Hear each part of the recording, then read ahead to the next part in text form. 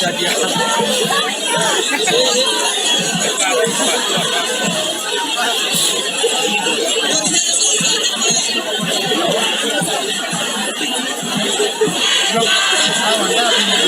Mereka patah.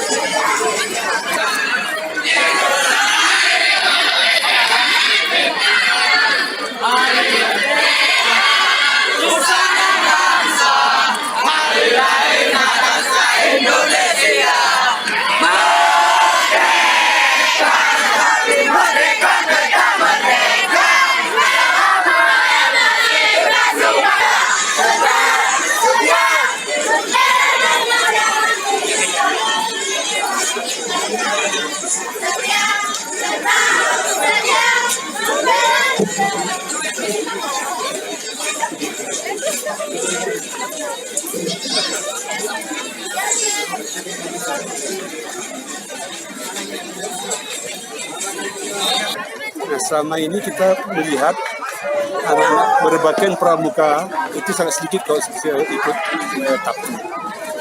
Karena kebetulan kita ada perkemahan besar, jadi kita kerahkan semua. Ini baru dari per kecamatan 2 gugus depan. Misalnya tahun depan nanti ada 14 kecamatan itu disertakan semua. Saya kira keliling kebayakan masih buntu di sini. Kalau pramuka disertakan. Dan rasa kecintanya pada bangsa negara ini untuk merasakan bagaimana perjuangan daripada para pejuang republik ini kita tanamkan di diri kita.